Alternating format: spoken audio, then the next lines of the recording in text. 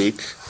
And what we're going to try to do is we're going to try to examine the Jewish calendar, the particular events, holidays that we celebrate every year, and to get a deeper insight and understanding as to the themes, the rituals, the mitzvahs, the history of what happened, and to try to make our Jewish practice more meaningful.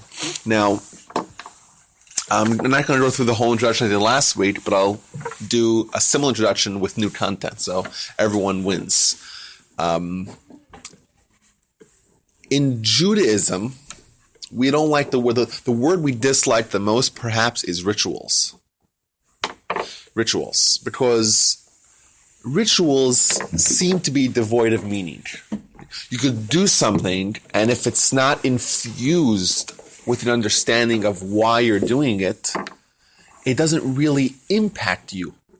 So, like, with any one of the mitzvahs that we have, any one of the 1,000 different things that we do as Jews, it could be from prayer to Shabbat, to the lighting Shabbat candles, to Chanukah, to Purim, Pesach, eating matzah, all these things, there's a spectrum of rituals to meaning.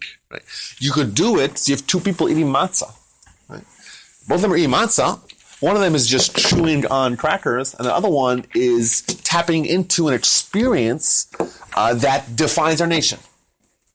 So while they're actually doing the same thing, to one of them it's a ritual, to one of them it's a meaning. And the goal of this presentation is to try to give the background and the understanding and the lessons behind what could be viewed as rituals, the mitzvahs that define our calendar and our holidays, and try to infuse them with the understanding of why we're doing it. And that way, when you consume the matzah in a week, you know exactly why we're doing this and what's the significance of it. What am I supposed to get out of it in a spiritual sense?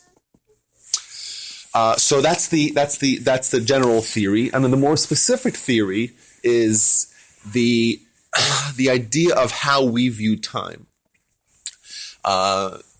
In American society, we have lots of memorializations of events of the past. We have the July 4th, which is Declaration of Independence. And we have all the birthdays of all the presidents that give us another extra Monday off. And right, these are dates where symbolize events that happened in the past. And similarly, in the Jewish calendar, we have Purim is on the day where the Purim miracle happened. Chanukah is when Chanukah happened, and Passover happened in the springtime, in the 15th day of the Hebrew month of Nisan. So you would think perhaps that the reason why we do certain acts associated with certain holidays on a certain point in time is because you're trying to memorialize that particular event. And there's just, you could have picked any day of the year, but you figured it's nice to do it on that same day where that same event happened. Right? Right? Wrong. So this is a crucial point. We are not trying to merely memorialize it. Because if we were memorializing, like you said, it's just arbitrary, the date.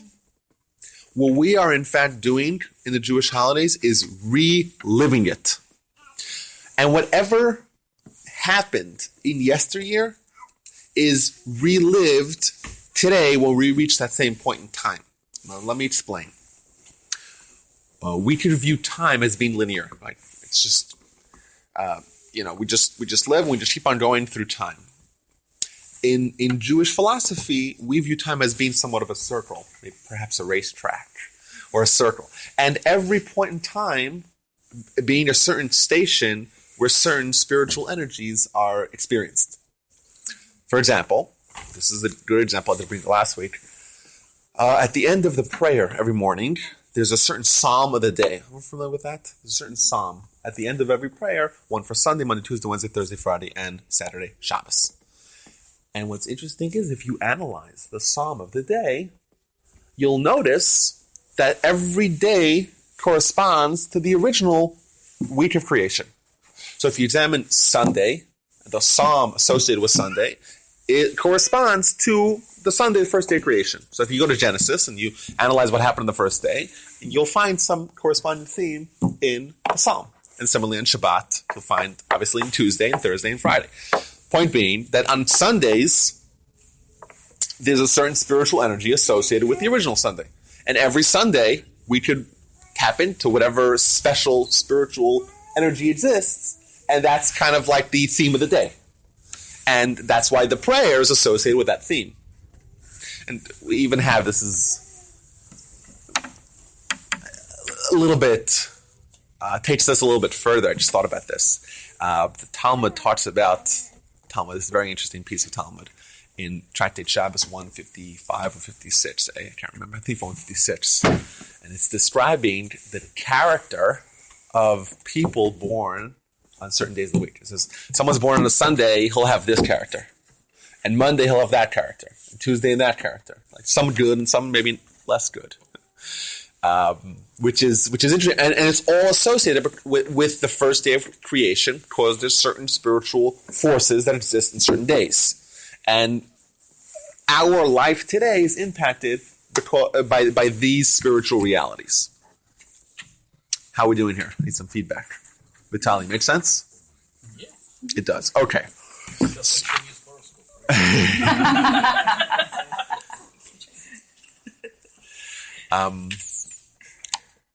Okay, so what we're going to try to do today is go through certain holidays, try to, distill them or crystallize the core themes of the holidays and try to figure out how that is associated with the mitzvah that was established for that particular holiday, and to try to glean from that what we should do or what we can experience today in 2014 when we experience that holiday. So last week we did Rosh Hashanah. We joined in the order of the Jewish holiday. Rosh Hashanah, Yom Kippur, and Sukkot. We dabbled a little bit with the various Jewish fast days. Today, hopefully, we're going to finish everything else. So we'll do Chanukah, Purim, Passover, Sfirat Omer. We'll get into that, hopefully. Lag BaOmer, Shavuos, 17th day of Tammuz, Tisha B'Av, and the month of El, which just seems like a lot. So we'll see. We'll see how far we get. But we're finishing today, so whether or not we cover everything that I have planned. Okay, so let's start with Chanukah. Story of Chanukah we're kind of all familiar with. It's actually written extensively about in the book of Maccabees, which was not included in the Jewish canon. The Jewish Bible consists of 24 books. One of the books is the book of Esther, which talks about the story of Purim. Even though there was a book written by, we don't know exactly who, it's apocryphal, but by Jewish sources about the story of Chanukah, book of Maccabees, we still do not include it in the Jewish Bible because it was written after the Jewish Bible was canonized. So there was a certain finality associated with the Jewish canon, and therefore the Jewish Bible was set in stone, and the book of Esther, in fact, was the last one included. So that's why it doesn't have the same status, but still the story seems to be legitimate. And the story basically tells about, we know that Alexander, he just conquered everything. Before he was like 30, the guy conquered half the world, at least the known world. And he dies, and before you know it, it seems, it becomes readily apparent that there isn't one leader that's able to control that entire empire. So it gets split up into various parts. We have what's called the Greek, traditional Greek, or Macedonians. You have the Seleucids, I think they're called, the ones in Egypt, and you have the Assyrians. And the state of Israel is caught in between all of this. And the Jewish people, the temple still extant, the second temple still in existence. We're talking about the year 160, 170 before the Common Era, so about 170 years before the year 0 that we have right now. And there was mounting tension between the Jews and the Jewish practice and their Greek or Assyrian Greek rulers. There was some restrictions on Jewish practice. For example, the practice of bris milah, of circumcision, which if you study Jewish history, you'll find that more than any other mitzvah, the mitzvah of circumcision was targeted more than anyone else. As recently as the USSR, I know there was a restriction on circumcision. And it's very interesting because this mitzvah of circumcision was the first mitzvah that we got. And it's kind of like defines the Jew, so to speak, by this mitzvah. And this is also the one thing that Gentiles or the Gentile forces have tried to attack more than anyone else. So it's on one hand, it's the most Jewish mitzvah. On the other hand, it's been targeted the most. So the Greeks tell us that we can no longer do that, so that has to go into the underground. This will repeat itself many times. The Greeks tried to... It's repeating now. Well, in some places in Europe. Yeah, like there are bans there's a push to ban circumcision even now. That's growing in popularity. Yeah, we've been there before. That's true. Yeah, and in Europe, I read that in Europe, the rates of circumcision, even though circumcision is considered, it prevents a lot of illnesses and diseases.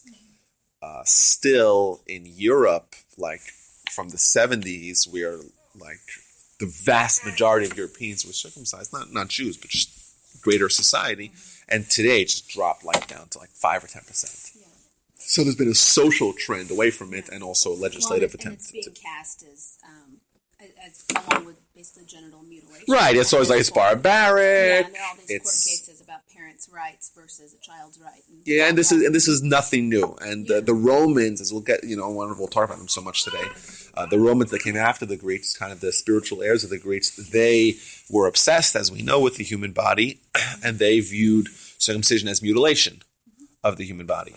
That's why all the Roman statues are all these naked people, because they just love the human body. And to them, tampering it with it in any way is the worst offense possible. That's why they also challenge that as well. And what's interesting is that in Judaism, one of the themes behind circumcision is the fact that our body is not perfect. And our body is going to be the chief impediment in our soul's path to greatness. Because we view life as a conflict between the body and the soul. The soul has its agenda and its desires. It's more the intellectual realm. And the body has its agenda and its whims. And what it wants is going to always stand in the way of and that's the conflict that we experience. And that's where free will comes in. What are we going to give preference to, our soul or our body? And at the beginning of a child's life, we're trying to instill in them the principle that your body is something you're going to need to work on because it's not perfect. Your soul is perfect. Your soul, your job in life is to have the soul influence your body to bring your body to perfection, and not the other way around, where your soul is sullied by the body's activities and the body taking preference over the soul. So the Greeks or the Assyrian Greeks, they start doing bans and certain rituals. They want to institute changes to the temple. The temple had its regimen of sacrifices every day. The temple was fully functioning. They said we want to slaughter pigs. Pigs are and the pig is always viewed as the paragon of impurity. You can't bring a pig into the temple. So there was this mounting pressure, plus there was internal conflict amongst the Jews themselves, and we find this again and again. Whenever there's internal strife amongst the Jewish people, that's when the Gentiles or the non-Jews, or the forces that are trying to eradicate the Jewish people, that's when their attempts are successful. But when the Jews are united, we can withstand any challenges, any external challenges. But there was internal conflict amongst the Jews themselves. You have the different groups that are called the Pharisees on one hand, the more traditional Jews. You have the Hellenized Jews that want to adopt the Greek culture and the Greek way of life. And that internal conflict and that external conflict, and there was this revolt.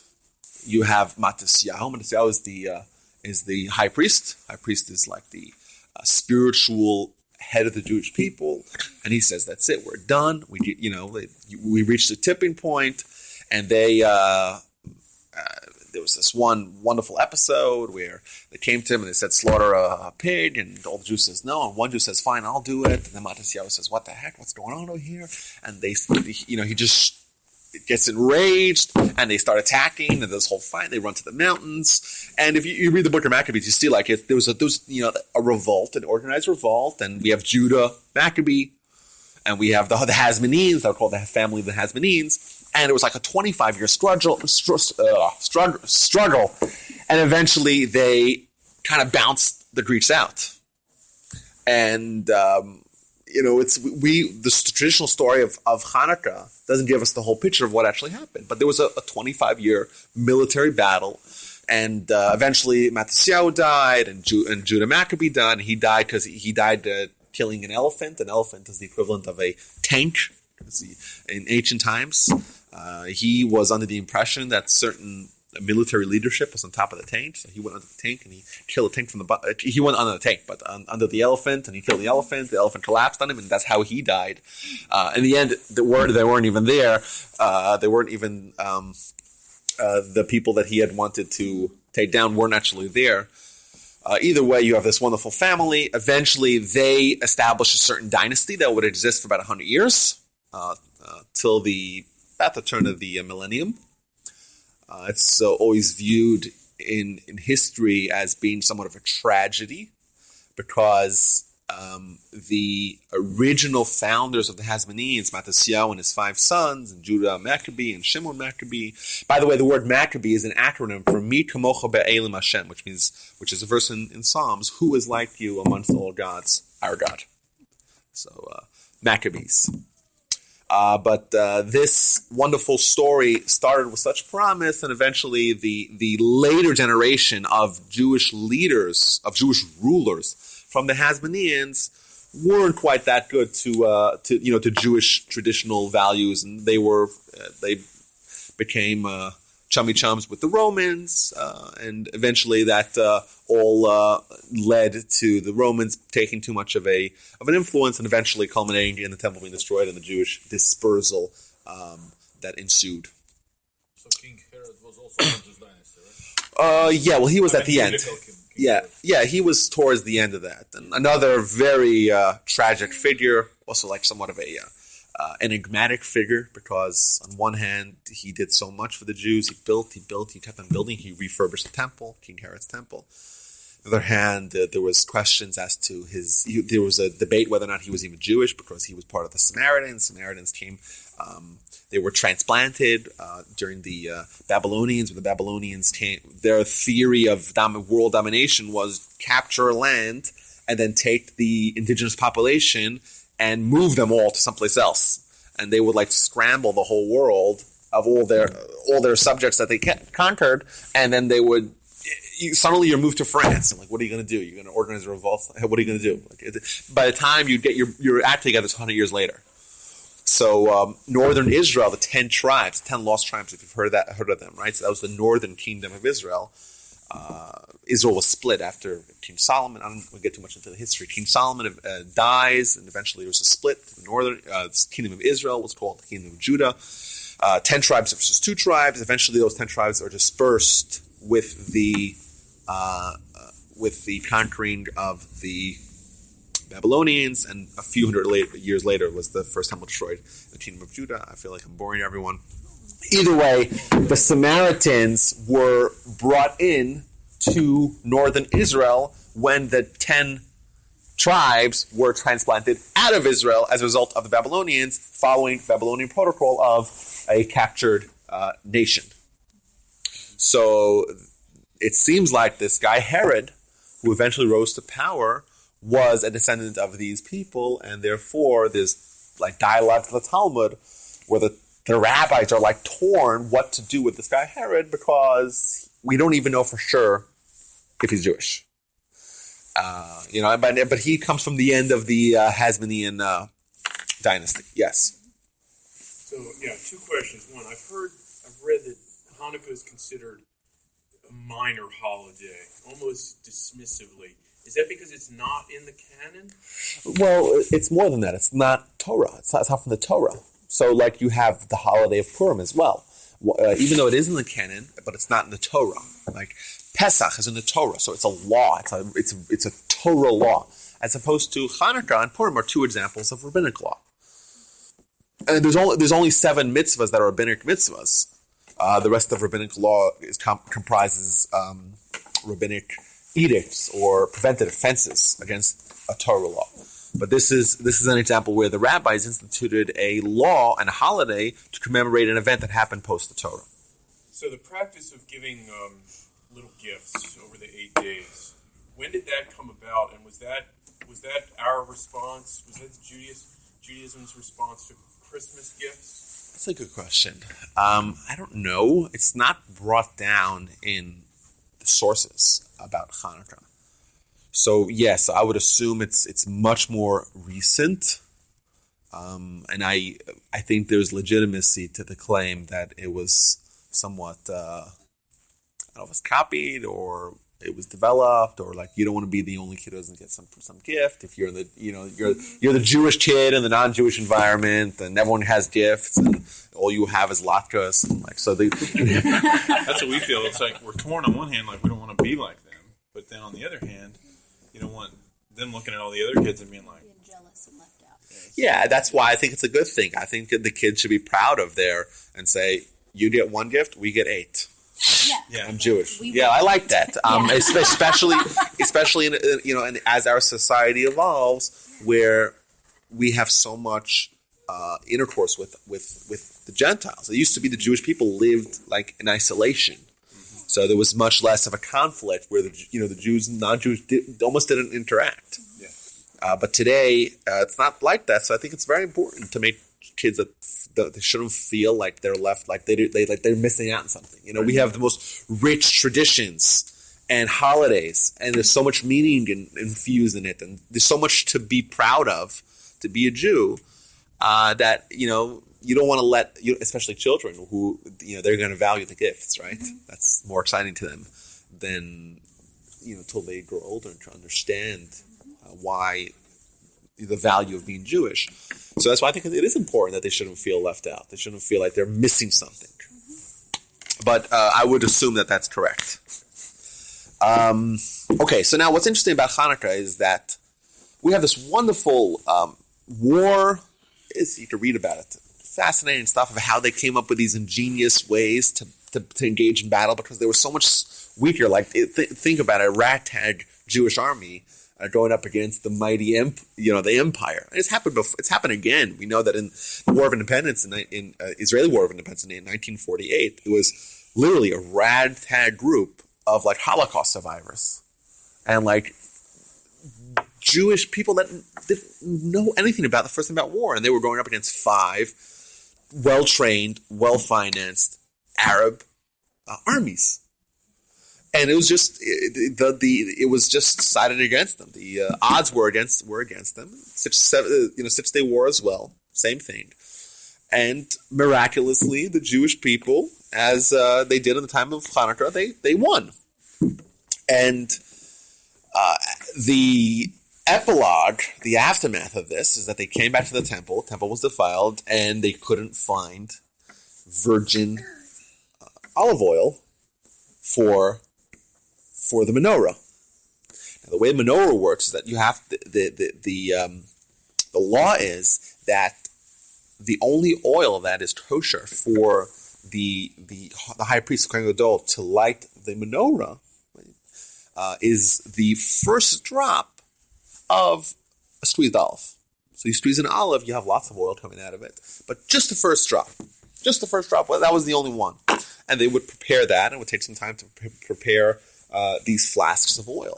And they couldn't find it. And eventually they found one that had a seal, and the miracle was that it lasted for 8 days and 8 nights. Hence, we memorialize that holiday and that miracle with the lighting of the menorah. And the question that we have to ask ourselves is, if you have seemingly two miracles here. You have number one, the military battle. You have like a 25-year struggle, the small ragtag army, inexperienced soldiers against the mighty Assyrian Greek Empire and their armies, and all the battles and skirmishes. And eventually, they kick them out. They reestablish Jewish sovereignty over Israel. That is a much more significant miracle, you would think. The other miracle of the flask of oil seems like an afterthought. It's like a nice cherry on the top. Oh, we don't have to use less oil because we only have one flask, and we just use the whole oil, and it just lasted for longer than it typically would. Notice how long it took to make more? Exactly. Yeah. So why is that so significant, and why is that what we are remembering? It's an interesting question.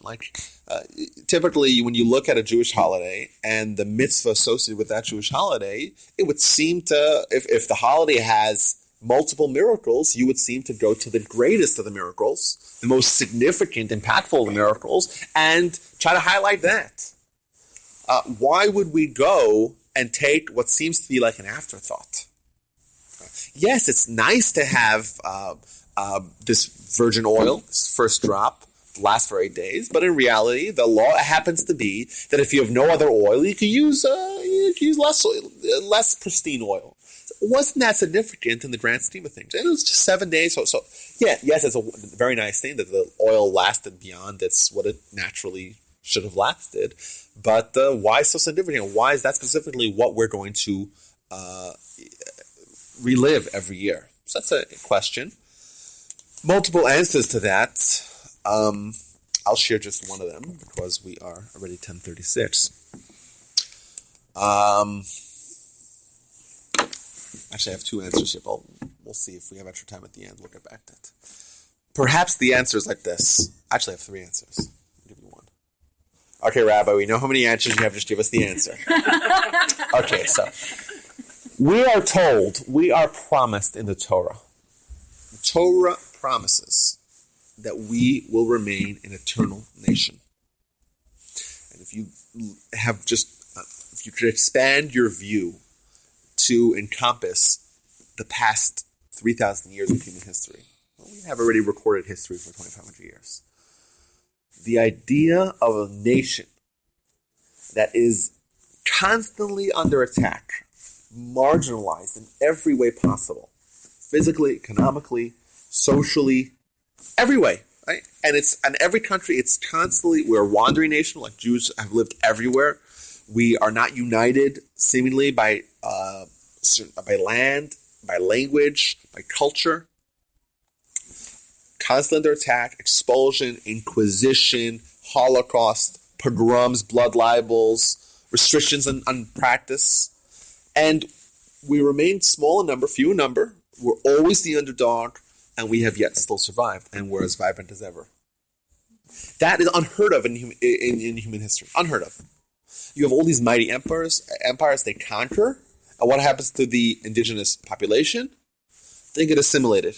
Right? So there's a melting pot, and they become no different after a few hundred years. And the Jewish people were conquered again and again. And how many mighty empires have existed? The Babylonians, the Romans, the Byzantines, the Ottomans. I can't remember so much about global history. There's so many. And the Jewish people are constantly going from place to place. Right? Always under duress. Still we survived. The miracle of Jewish survival and the Jewish people reestablishing a state. When does that ever happen? The nation was exiled from their state, and 2,000 years later they came back in the same nation, uninterrupted, with the same practices and the same traditions and the same tefillin that they found in the caves in Qumran with the Dead Sea Scrolls, or the same tefillin we have today, all uninterrupted, right? And come back to reestablish state. Like this miracle of Jewish survival is the most significant event or the most significant. I'm trying to think of the right word. It's the most unlikely of events to have happened in human history. The reason why we survived is because the Torah promised the Almighty promised us, you will survive as an eternal nation. In some instances, it'll be really good for you. So, if you misbehave, you'll have to pay the price. Either way, you're going to survive. Right? The end game is always the same. The way we get there is up to our choice. You could decide if you want to be a distinct nation because you're a distinct nation, or you decide that you would be a distinct nation by trying to assimilate as much as possible and having the Nuremberg laws be shoved upon you. Either way, the end game's the same. You'll remain a distinct nation. So, the Greeks are attacking us. They're attacking our life, our culture, our practice. And this is a threat to Jewish survival. It is. But we are promised, we know for sure the Jewish people are going to survive come hell or high water. We're going to survive. And that is something that the Almighty is bound by His promise. So the fact that the Jews won the war was something that the Almighty was bound by a promise that it had to have happened like that. However, the fact that we had that extra little miracle, that was just the cherry on the top. The Almighty did it just because He loves us. He didn't need to do that. It wasn't like He said, like in actual law, if you don't have that miracle, if you don't have the oil lasting for 8 days, well, you could just use other oil. So why did the Almighty do it? Just because He loves us. He wasn't bound by any vow that He made to do it. It's just the extra cherry on the top. We want to remember that, because that symbolizes not only that the Almighty fulfills His promises, but that He loves us and we're His people, and He does things even if He doesn't have to. It's like a parent, the parent and the teacher changing the child's diaper. They both have to do it. Well, parents, mothers, okay, whatever. I apologize for that. I always ask my wife to change diapers, but sometimes I change diapers as well. Don't look at me like that.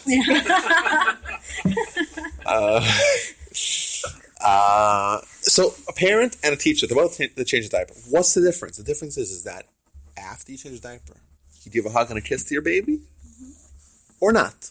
If you're just doing what you need to do, well, you change a diaper and that's it. You move on. A parent hugs and kisses the child because they just love them.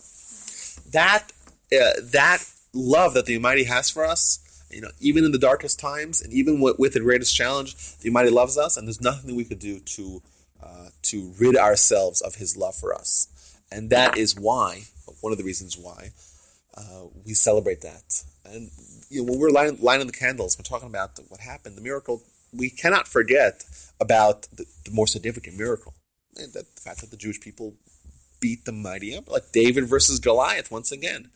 The underdog wins. We can't forget about that, but we also have to keep in mind the fact that Chanukah symbolizes the fact that the Almighty loves us, even if He doesn't have to. We're like His children. He's like our Father. Okay, so let's move on to the next event. This is not such a major event. Most people, it's another minor fast that we have on the 10th day of Teves, Hebrew month of Teves. So the 25th day of Kislev, the Hebrew month Kislev, is when Chanukah starts. The following month is called Teves, and the 10th day of Teves is a minor fast day. Like we mentioned last week, minor fast days are the 4 minor fast days. They're much less significant. It's much less stringent. There's many more reasons for people who are not capable or disinterested in fasting. They have kind of some more leeway. But the reason why it's a fast day is because on this day, the siege of Jerusalem, or in the first temple time, I think 400 or 500 years before the Common Era, it began. So the Babylonians, right, Nebuchadnezzar, those names, we all heard familiar the name.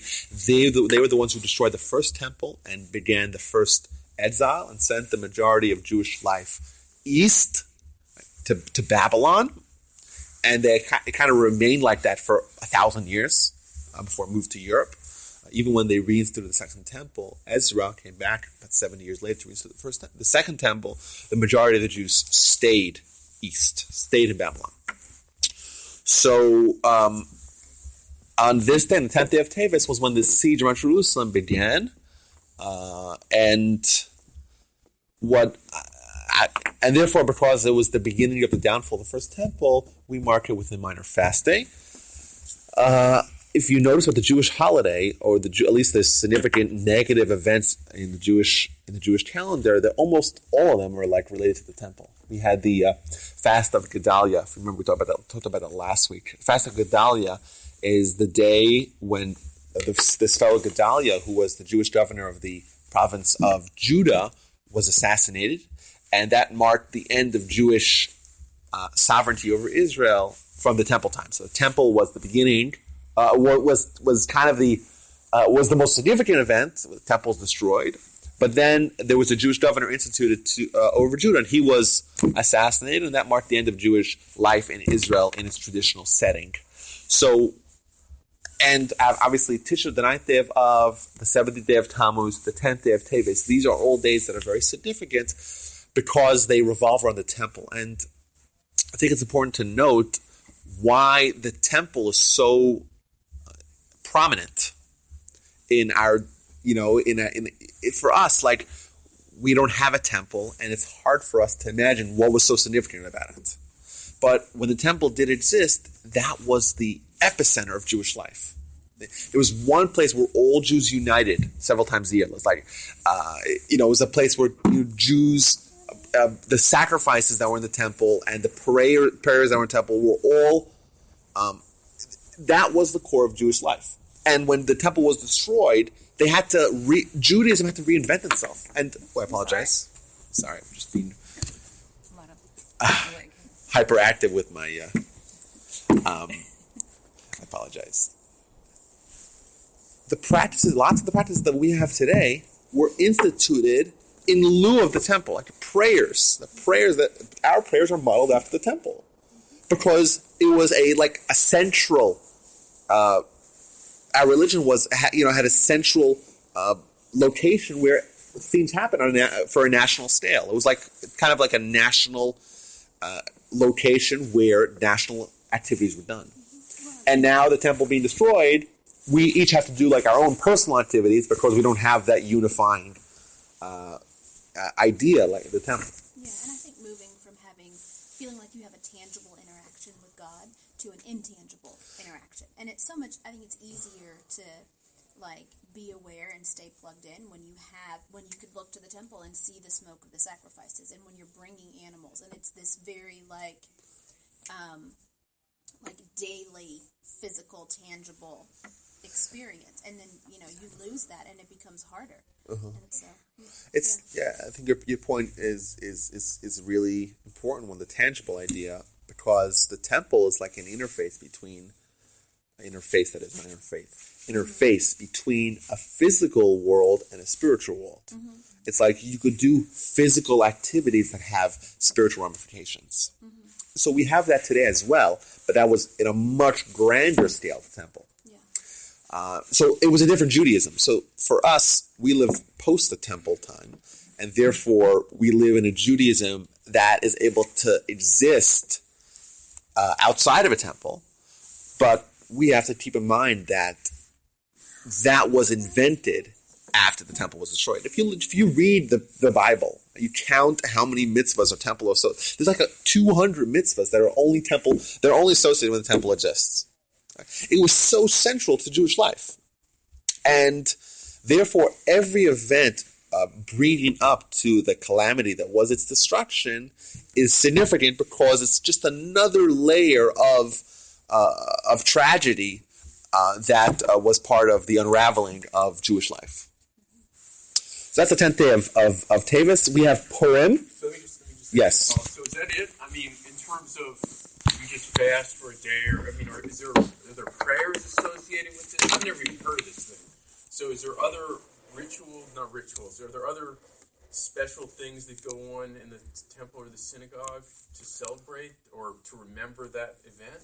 Yes, so it's there. Fasting is one aspect. There's certain special prayers that are associated with 10th day of Tammuz, just like there are special prayers associated with the fast of Gedalia, and special prayers associated with the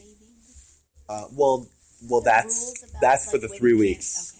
For the 3 weeks between in the 17th day of Tammuz. Tammuz is in the summer. I'll get to you in a second. Second, 70th day of Tammuz, that is when the walls were breached. So you have a siege for a year and a half, and then you have the walls being breached. And then you have 3 weeks later, Tisha B'Av, when the temple is actually set on fire and destroyed. And during those 3 weeks were very, very challenging times, because when they breached the temple, they didn't exactly sit down and just eat falafel and wait for 3 weeks to destroy the temple. They were going house to house, and it was a very, very unpleasant time for the Jewish people that lived in Jerusalem then. So therefore, and this repeated itself again in Second Temple as well. Josephus had first-hand accounts of what happened. Fires everywhere, and people jump into the fire, and he described people would rather die with the temple, let me expire with the temple, than at the sword of a conqueror. Terrible times, and because those 3 weeks between the 17th day of Tammuz and the 9th day of Av were such challenging with the Jewish people, there are other laws associated not only with these bookended fasts of the 17th day of Tammuz and the 9th day of Av, the 9th day of Av being a major fast, as opposed to the 17th day of Tammuz being a minor fast, but there's certain laws with regards to shaving, for example. People, certain restrictions on shaving, certain restrictions on consumption of meat and wine as you get closer to this one event. So yes, but there are, like you said, these fasts are associated with days of reflection to realize how our Judaism today was affected by those events in yesteryear, and prayers as well. Okay, we move on. Yeah, how's everyone doing? Yes. Oh, I apologize. Now that you hear something about some people interested in rebuilding the temple. Yes. Do you think that will come about? Do you think that's just talk every now and then? Do I think it'll come about? Well, they're involved with the temple? yes. So we have our sources in the Torah, but also in the Talmud talk about this third temple, and third temple being the temple that is never destroyed. And we look at that as being the turning point. Like you heard the idea of Mashiach, Messiah, the Jewish Messiah. So these ideas are when the world, our world, reaches a certain point where the function of the world is kind of completed and it moves on to a next phase. And this could happen incrementally. It doesn't have to happen at once. If we were having this class 150 years ago, you would be asking about the verse in Deuteronomy that says the Jews will go back to Israel. And so, wait a minute, are we really going back to Israel? We're sitting in, Vilna or Kovna or some little town in Europe, and they'll say, really? The Torah says very clearly the Jews will go back to Israel. There's no one living in Israel. Israel's desolate. There's nothing going on, and there's no movement at all to establish a state there. And are we really going back there? And you fast forward 150 years, and there's 6 million Jews living in Israel. And that no one could have, but the Torah foretold it as being part of bringing this world to completion. And you know what? If we were having this conversation 2,500 years ago, you would say, wait a minute. The Torah says that everyone, the whole world, will know the idea of one God. It's just us. It's just a few million Jews or a few 100,000 Jews that know that idea. No, everyone else is pagans. Everyone. Really? The world is all going to know this? And once again, if you fast forward, you'll see that with thanks to our monotheistic partners, so to speak, the majority of the world today, believes, at least understands the concept of one God. So these are all part of a world evolving and coming towards a certain point where a temple could be reinstituted. We could have Jewish sovereignty of London. It's already happened in many cases.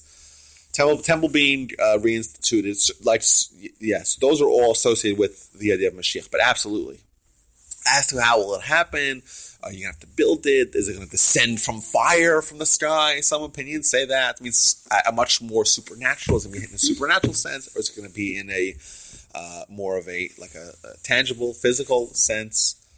That is all up in question. We don't really know.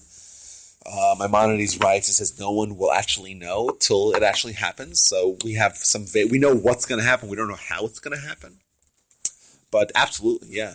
I think, they were really close in 1967. Whew, they were really close.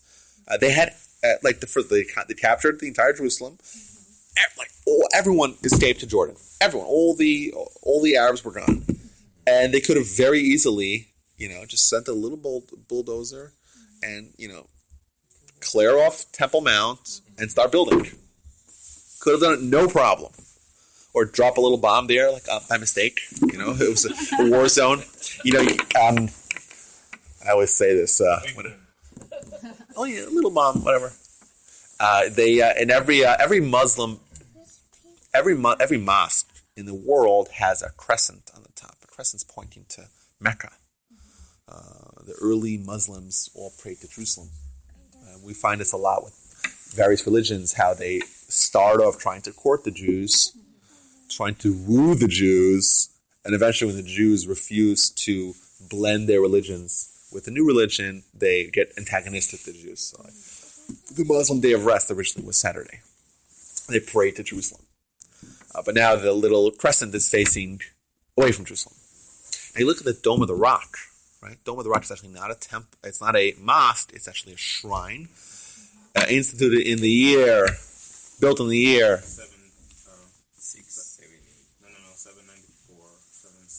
691. 691. I think you got mixed up with 711 when they captured Spain. That's it. Marked after that Holy Sepulchre thing, right? Yeah, well, but if you look at the Dome of the Rock, you'll notice it doesn't have a crescent on top. It has a little circle. Bizarre. Huh? Well, Al-Aqsa is a mosque, but which is right next to it. If you look at the Temple Mount, you'll notice there's two little kippas called two little yarmulkes. One of them is gold, which is only recently gold. King Hussein sold his house in London and made $80 million. It's 60 kilograms of gold. And he just said, okay, I'm taking the house and I'm just buying tons of gold and we'll paint it gold. You look at old pictures of the Dome of the Rock, it wasn't gold. It was stone or whatever.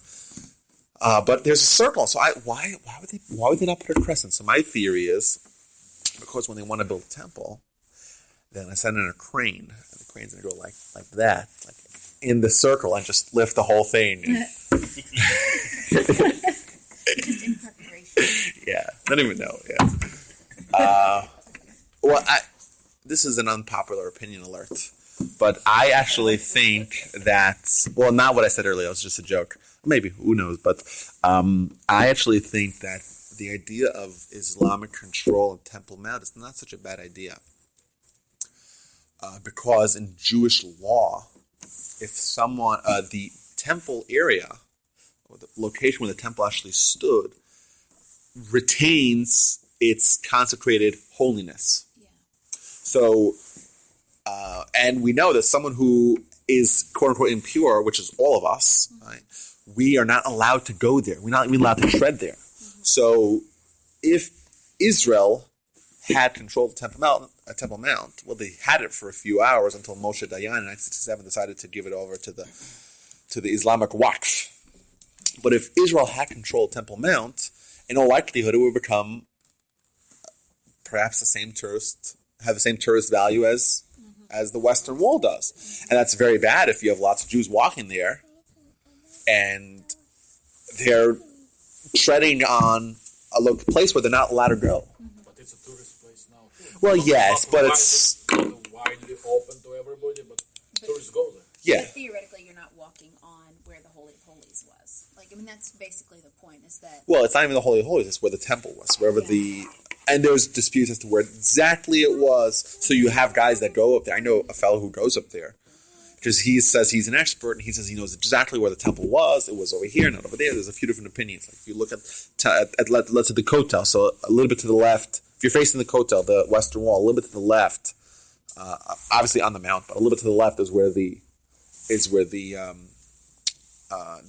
Dome of the Rock is. So most opinions say, well, right on top of there's this rock, and we have described in the Mishnah a certain rock, which seems to be the same rock, and that was used in place of the Ark of the Covenant in the Second Temple. Second Temple, we didn't have an Ark of the Covenant, so there was this little rock there. We assume that rock is the same rock.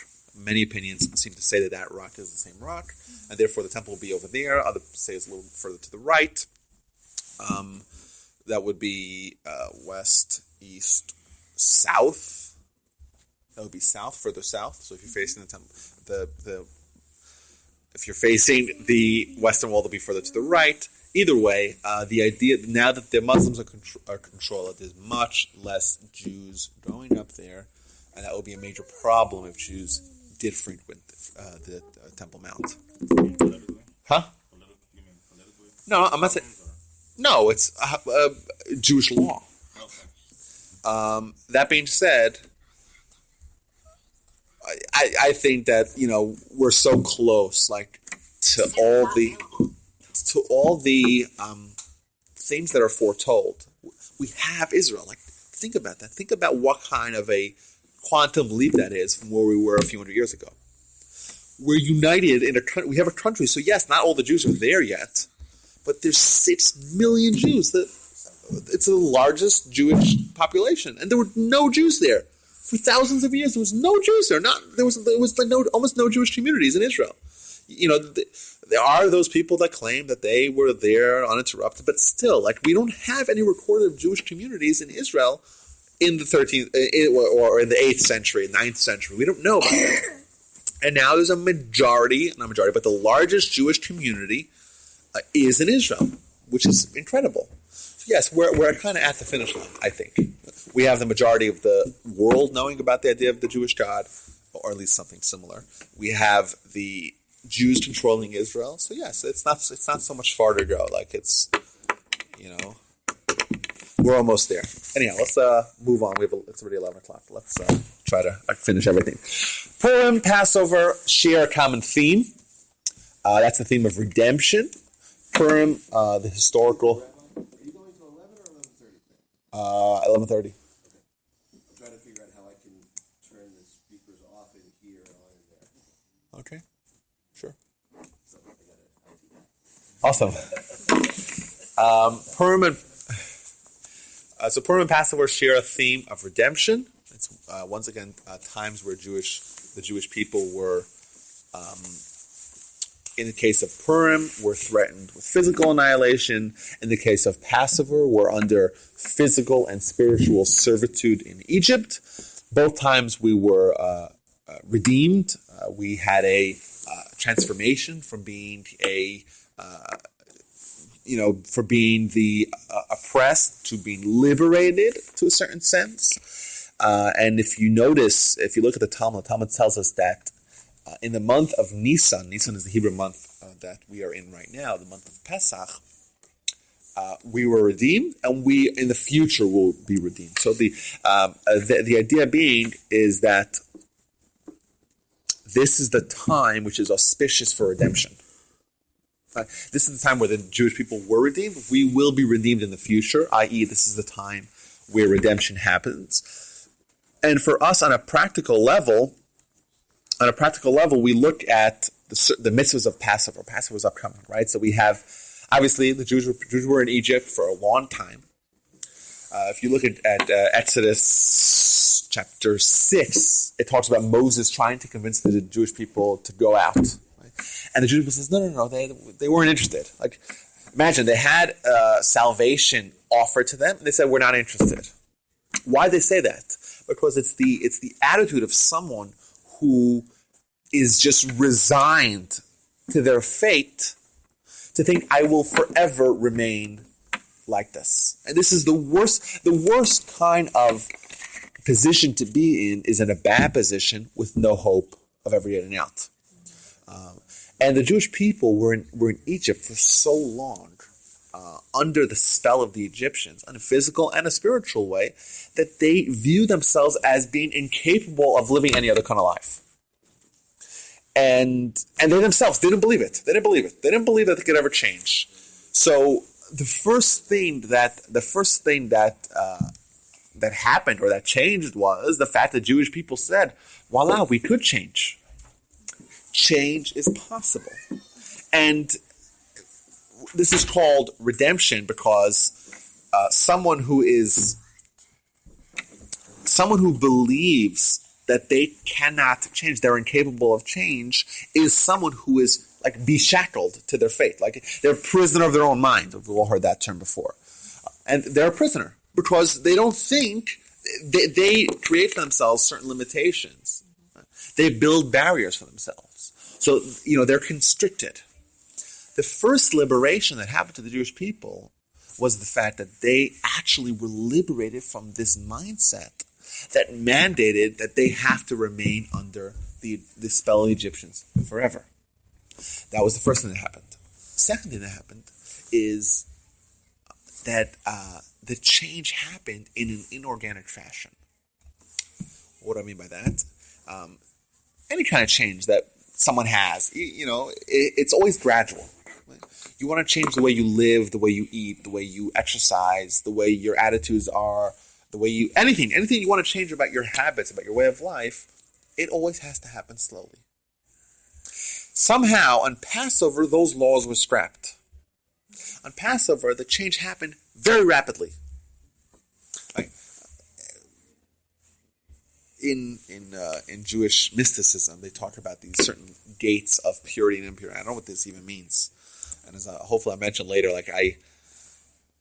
perhaps another unpopular opinion alert, I think that people today, Kabbalah is very exciting. I haven't heard the term Kabbalah. Kabbalah is Jewish mysticism. But I know people that know nothing about Jewish learning, that are ignorant, they're not scholars at all, but they seem to fashion themselves as experts in Kabbalah. And I view that as being, number one, a defilement of the most intimate aspects of Jewish thought, of Jewish scholarship. And it's just and people just the understanding on the most surface level, the most superficial level, and claiming themselves to be experts. It's I think it's like a spiritual crutch. People want to have a dose of spirituality, but don't want to go through the necessary steps that you actually need to actually have that. It's like a get rich quick, scheme to spirituality, or like a magic dieting pill. There is no magic dieting pill. There isn't. Everyone who has ever changed the way they've viewed their health and their fitness and healthy eating and healthy living, that there's no magic workaround. But somehow, you look at any bestseller list, 5 of them will be diet books with some new insight or some new this or some new that. Everyone's trying to game the system because everyone wants the ends without the effort. And Kabbalah, it's kind of the same thing. You could learn things which seem very exciting and very stimulating, but it's not really doing anything for you because you're trying to work around the real work. You're trying to find, and in spirituality, things take time. Things have to grow. Like I said, there's organic. You plant a seed, you water it, and before you know it, you have a tree. But that takes time, process, work, effort. That's the laws of growth. That's the laws of change. That's the way it always is. The exception is Passover. Passover, it was a meteoric rise from slave to master, so to speak, from being beshackled to being freed, to redemption. We view Passover as a time when the Almighty is intervening with the normal course of life and enabling a certain measure of change to happen very rapidly. You're able to just take the elevator up the ladder instead of climbing one rung at a time. Jewish people were the lowest level. They were no different than the Egyptians. You have a statement in the Talmud saying that when the Jews would split the sea, so the Jews are walking in the dry land, and the Egyptians are drowning.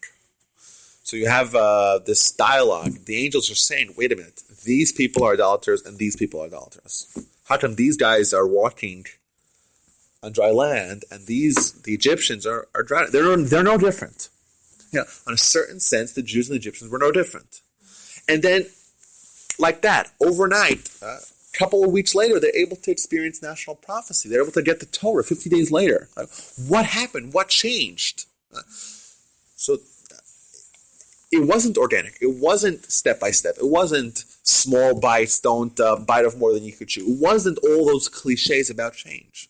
It was like that. It was a certain spiritual force that was just given down to the world, and it just enabled the Jews to harness it and just rocket up the ladder.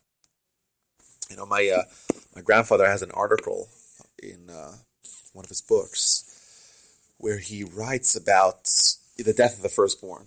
So we're all familiar with the final plague of the 10 plagues. So you have the firstborn and the firstborn. So why the firstborn died? Like it's such a bizarre. Like why not the secondborn? Why not the grandmother's uncles, like cousins, lastborn? Like what's so significant about the firstborn? And why was it targeted? The plague targeted at them. So one of the answers is that the Egyptians, they worship being firstborn. Right? The Egyptians, they love pyramids. Why? Because it's like the oldest and the next oldest. Like it's just Pharaoh was the oldest child of an oldest child of an oldest child of an oldest child. That's the way it was. And if you look at Moses, interestingly, Moses was not the oldest child, son of not the oldest child, not son of not the oldest child, and going back and back and back. And that was like a conflict of, do you just get status at birth, or do you have to earn it? So that's part of the conflict, you know. So that's one answer. And then specifically what they valued and what they worshipped was what, the Jewish people were under that spell was what was brought down to its knees. The Jewish people who were under Egyptian mindset, and they are influenced by the Egyptians, and suddenly they see the Egyptian worldview crumbling. That's very good to help them get out of that mindset, of the Egyptian mindset, and adopt a new mindset. So that's one answer. But my grandfather writes in an article, he says that on Passover, the Almighty brought down a certain spiritual energy to the world. An incredible amount of just spiritual currency. And that enabled the Jews to just grab onto it and just rocket ship through all the stages of growth. And like we said, it's an atypical fashion. Normally, you want to grow, you want to change. It has to happen slowly, gradually, incrementally. Passover, because of this wonderful rush of spiritual energy, we were able to grow much faster. Because there was this rush of spiritual energy, the firstborn, which are more susceptible to spirituality, they have like spiritual antennae, I say plural antennae. They had spiritual antennae, and they were able to perceive it, and they couldn't handle it, and they were just impeded. They just died. It wasn't like it was two separate things. It was like, there was a plague, which was disassociated from the redemption. It was one thing. It was a certain spiritual boost given to the world, and the people that were able to experience it, but not harness it, which were the firstborn, which have more of an inclination towards spirituality, they perished because they couldn't handle it. Like they stuck their finger into the electric outlet. Electricity is a really good thing if you know what to do with it. Right? If you just have too much of it, it'll kill you. Right? So the Jewish people were able to harness this rush of electricity and take it and just take it and run with it, so to speak. And it is an inorganic fashion. It's atypical, but that is the spiritual energy of the holiday. And in 2014, today, when we experience Passover, we can also tap in to that spiritual entity that existed at the time of the redemption. And as we'll notice, that the rituals that are associated with Passover, the mitzvahs associated with Passover, are directing us at, number one, the idea of change, and number two, the idea of you're doing a lot. It's like the Seder. Like there's so much stuff going on there. Like we're not exactly spreading it out. We're not spreading ourselves over a 7-day holiday. It's like on one night we're going to do so much, and we're doing so much because there's so much opportunity, and all of what we're doing is trying to take that energy and translate it into something real that we can inculcate into our lives. So what's the mitzvah of what's the primary mitzvah of Passover? eating unleavened bread and refraining from chametz, which is leavened bread. And what's interesting is that you look at leavened bread and unleavened bread, the difference is very minute. Right? Flour and water, ingredients are the same. What's the difference between leavened bread? One of them it was allowed to rise, or either via artificial means like yeast, or it was just sat around. It was allowed to expand, to grow, to augment, become bigger. And the matzah was kept flat and was baked right away and very quickly baked. And you look at bread, nice, big, and puffy, and you look at matzah, flat, and essentially the same thing. But in our perception, one of them seems so appealing, so exciting. One of them seems so flat. If you look at it, you don't know. It's like those iPad commercials where they put the pencil and the iPad behind it. It's like if you put a matzah behind a pencil, you don't see it. but a bread, you can't miss it.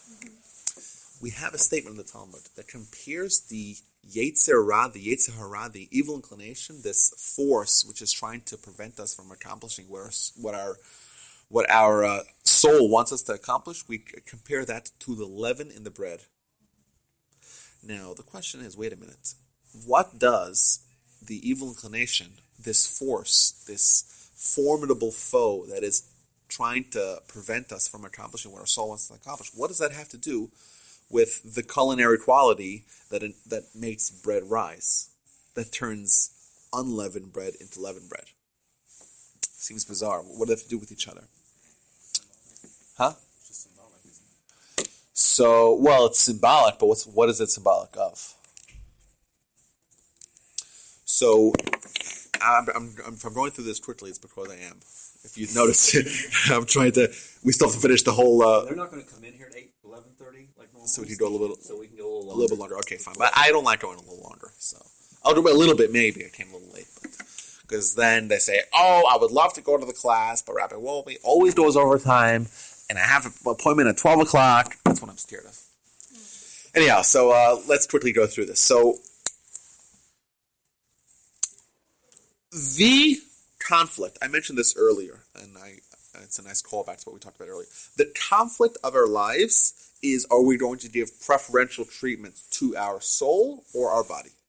That is what life is about. That is the decision that we're going to have to make. It's all about, is the soul the rider and the body the tool used to implement the desires of the soul? Or is the other way around, where what we care about is our body and the soul is just an afterthought, a mythical or mystical entity that may or may not exist? That is the conflict. And our goal with, for example, the Torah is to assist us in viewing the soul as being, in the driver's seat and the body taking the back seat. And the goal of our evil inclination is to confuse us and to deceive us into believing that our body, which is something which is, in 50, 80, 100 years from now is going to be in the ground. It's very short shelf life. And we're going to be deceived into believing that should be the focus or the core focus of our life and our activities. The proper attitude is that, yes, the soul, or let's start this way, the body is very important. Why? Because if you don't have a functioning body, if you don't have your physical life, in order, you won't be able to do what your soul wants to do. But the danger is to believe that the body is the end goal. What the evil inclination is going to do is going to take our matzah, our physical sustenance, so to speak, and expand it. And confuse us into thinking that this is what it's all about. While the matzah symbolizes something, it's kind of the same thing. It's taking care of your physical needs, but you know that this is not really what it's all about. And when you tap into the lesson of the matzah, what you're doing is adopting a certain worldview which is crucial to your growth. Because your growth, all change is all about this one idea, this one conflict. That is the proper understanding of what your mission in life is. Is it a spiritual mission? Is it a physical mission? Is it just about amassing as much physical goodies as I can? Or is it about amassing as many spiritual goodies as I can? That's what it's all about. And any change you have, and even things that you think to be, even dieting, right? Which is always the first example people think about change, right? So dieting, it's about, do I want to be healthy? Do I want to have my body in good shape? Or I'm going to make a short-term decision about just consuming as much ice cream and potato chips as possible. Once again, it's a body-soul conflict. What is important to me? Is it important for me to have a body that's going to be a tool that I'm going to use for the next foreseeable future, the rest of my life? Or am I going to say that what I want is as much physical gratification, and and that's because that's the goal. So therefore, let me just consume and try to indulge as much as I possibly can. If we are going to tap in to the spiritual entity that exists on Passover, it's very important for us to realize that we're going to have to compromise a little bit on our physical aspirations in order to accomplish our spiritual aspirations.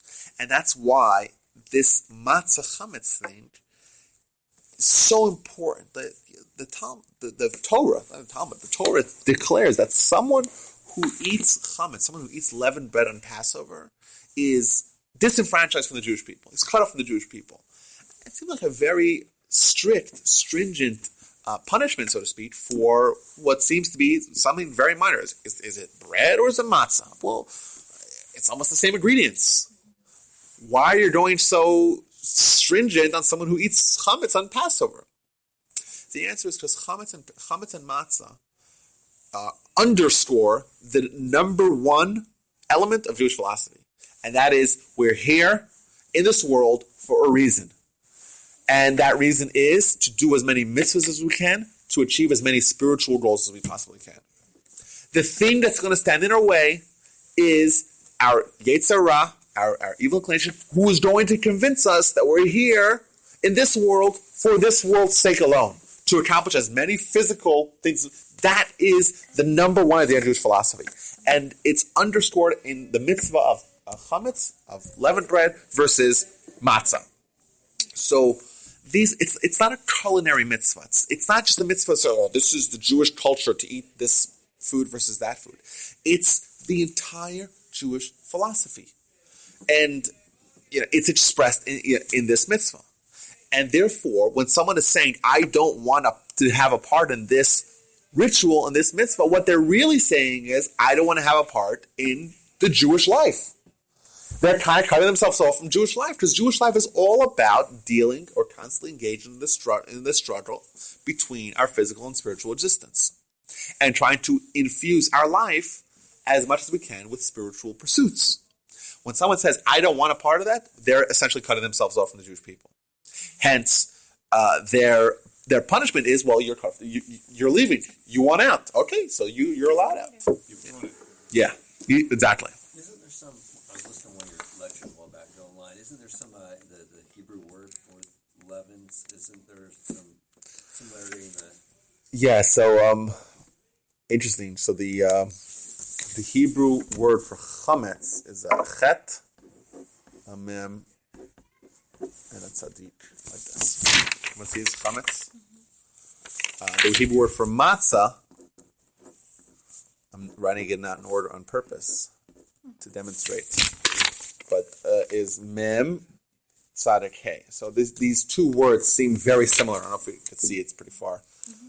But what the only difference is this little bit, where the hey, there's a little bit of a break, and the chet, it seems very, very minor.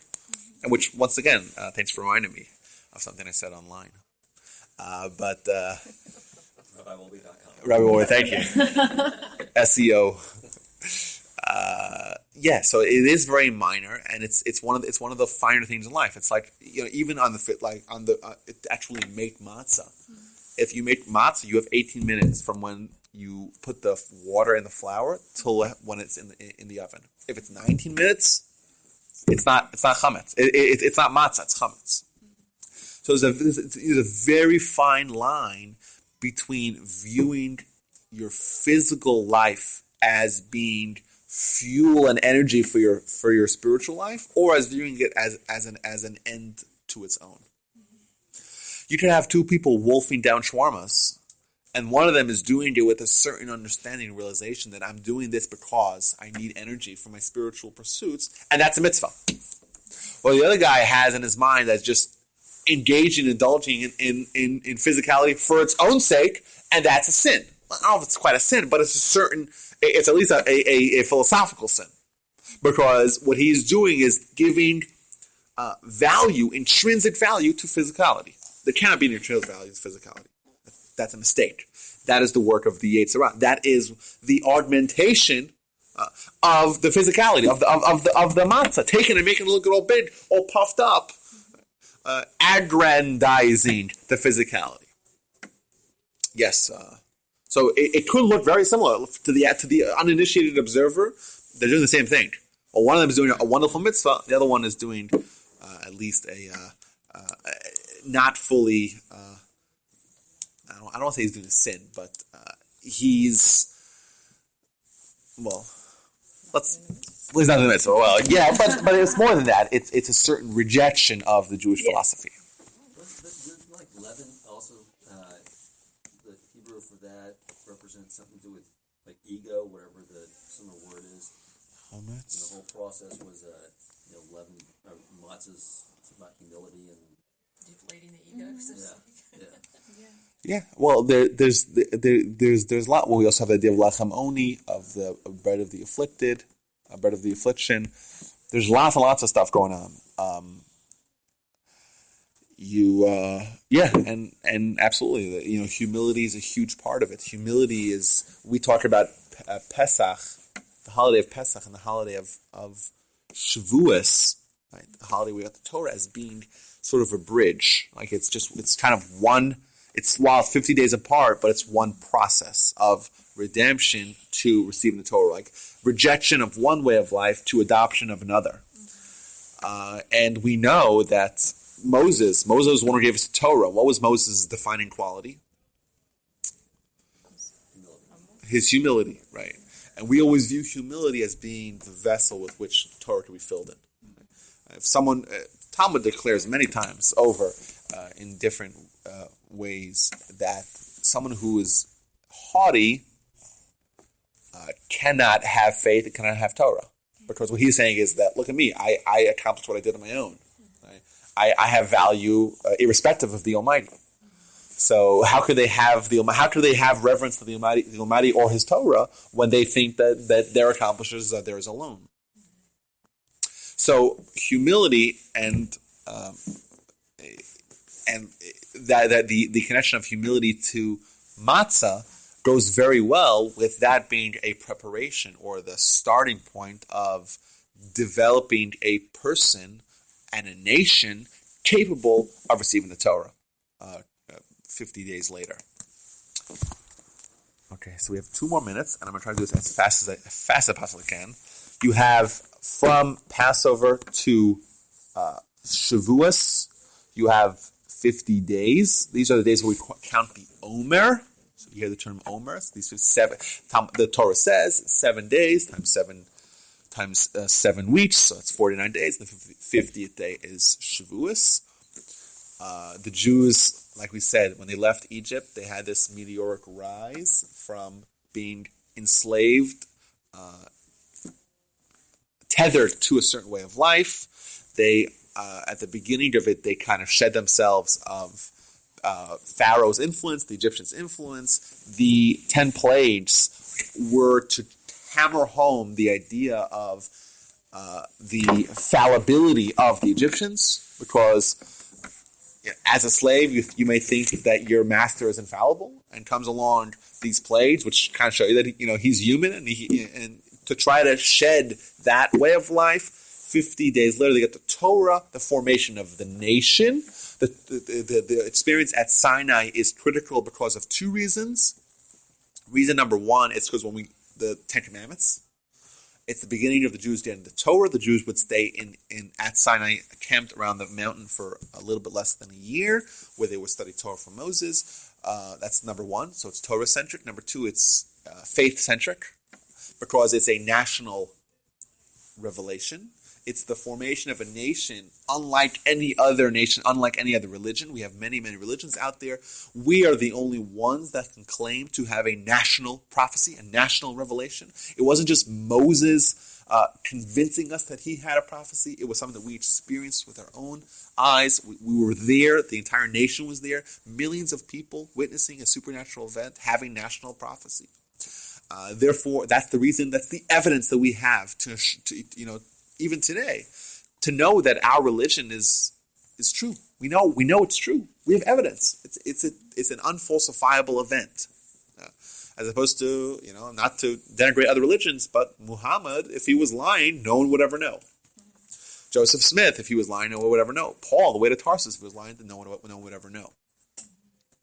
So, but as opposed to Moses can convince us that we saw something that we didn't see.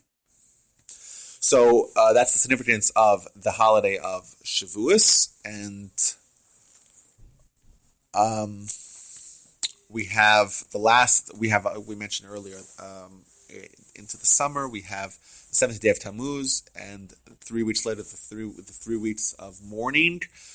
We're mourning for the destruction of the temple, the dispersion of the Jews away from Israel, but more specifically, we're mourning for our current state. Our current state of a Jewish nation that is not exactly fulfilling its full potential. Hopefully, we will once again reclaim this mantle of leadership. We'll be the model nation. We'll be the light into the nations. We'll be the people with the highest moral compass. We'll be the ones that teach the entire world, and that's what we were at one point when we had the temple. We don't have that anymore. We hope to regain that, but it's more more than just a reflection of the past, but also a reflection of the present and our state of being a nation that hasn't actualized its potential to the fullest, or hasn't, at least currently. And the last significant event in the Jewish calendar is the month of Elul. The month of Elul, which is the final month, it's the preparation towards Rosh Hashanah. It's kind of like the end of the year, and it's the time where in antiquity, Moses, as we mentioned last week, Moses went up to the mountain, went up for 40 days 3 times. The first time he came back and he saw the golden calf, and that day was the 7th day of Tammuz. He went up again, he came back again, and then he went up a 3rd time, and that was on the 1st day of Elul. And that was the time that it culminated 40 days later on Yom Kippur with the final atonement. Hence, Yom Kippur is a day of atonement. But those 40 days are days of mercy. Those are days where reflection of it's days of accounting as well for the previous year, and it's days building up to Rosh Hashanah and the holy days of Rosh Hashanah and the days of repentance and Yom Kippur. So it's a time for getting in the mode, getting in the zone of the holidays and the seriousness of the holidays. It's days where traditionally the Jews have, at the end of davening in the mornings, they blow the shofar, even though the mitzvah of the shofar is only on Rosh Hashanah. But throughout the month of Elul, it's a time for getting ready, and therefore they blow the shofar. And even to this day, it's a time where is auspicious for us to get an accounting of who we are. What did we accomplish last year? What are our goals for ourselves in lives? What are the impediments? What are the things? What are the obstacles facing us? And trying to come up with strategies and tactics to overcome them, and to try to realize our own individual and hopefully our national potential as well. So that's the month of Elul. There are other things I didn't cover. I didn't cover Lag BaOmer. I didn't talk about the modern holidays like Yom HaAtzmaut, the day of independence. Also very significant. It's the day where the Jewish people reestablished the state. Very significant. We have the Yom HaShoah, other things, more modern holidays. But we'll stop here. And we have Passover coming up. And it's a time for personal redemption. And the hope is that we could tap into that certain spiritual energy. So in a week from tomorrow night, we have the Seder night. I'm going to be in Canada with my in-laws, my wife's family. Very excited about that. Next Sunday will not be a class. I'm going to be flying Sunday morning. And then the following class, the upcoming class would be, I think, the 20-something. Yeah. So Passover ends on the 22nd, and the week later will be the 27th. I think you're right. Yeah, the next class is April 27th. And the topic is Ten Commandments of Parenting. 10 Commandments of Parenting. So hopefully over the next 3 weeks, I will prepare a class in that. Either that or I'll make it up. I'll just make it up. My wife will be like, yeah. I want to have her come here because she's much better at parenting than I am. But either way, it was lovely. I hope you all enjoyed, and we'll see you next time.